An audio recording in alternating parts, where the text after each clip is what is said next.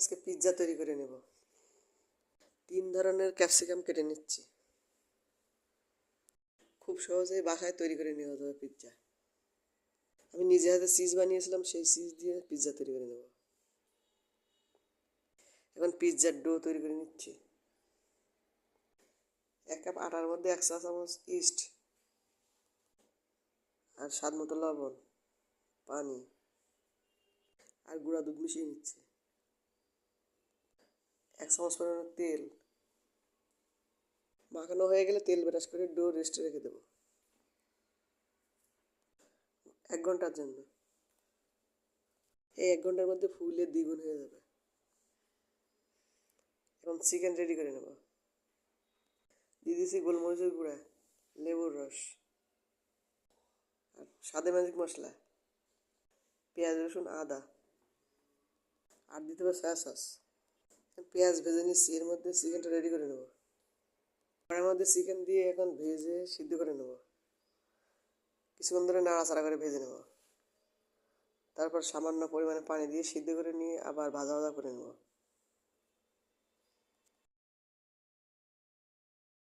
Do এখন ready হয়ে গেছে, ফুলে দ্বিগুণ হয়ে গেছে। এখন তৈরি করে নেব। পিৎজার ডোটা তৈরি করে নিচ্ছি। আমি হাত দিয়ে চেপে চেপে নিচ্ছি, আপনি চাইলে বেলে নিতে পারেন।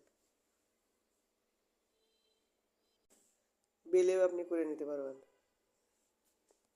এখন একটা ডিজাইন করে দিচ্ছি। যেহেতু আবার ফুলে উঠেছে, এখন কাঁটা চামচের সাহায্যে সিদ্ধ করে নেব।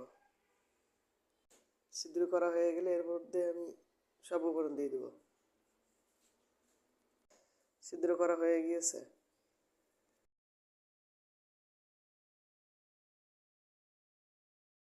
এখন টমেটো সস মাখিয়ে নিচ্ছি।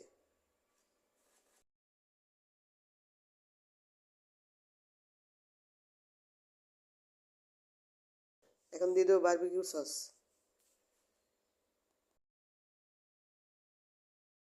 এরপর দিচ্ছি মেয়োনিজ। এই ভিডিওটি ভালো লাগলে অবশ্যই আপনার টাইম লাইনে শেয়ার করে রাখতে পারেন। লাইক কমেন্ট শেয়ার করতে ভুলবেন না।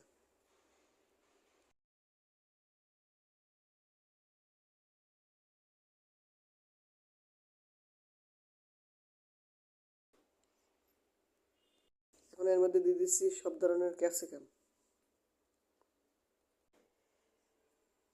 3 ধরনের ক্যাপসিকাম দিয়ে দেবো। আগে থেকে ভেজে রাখা চিকেন দিয়ে দেবো। আপনি যদি ওভেনে করেন আরও সুন্দর হবে। আমি চুলায় বেক করে নিচ্ছি।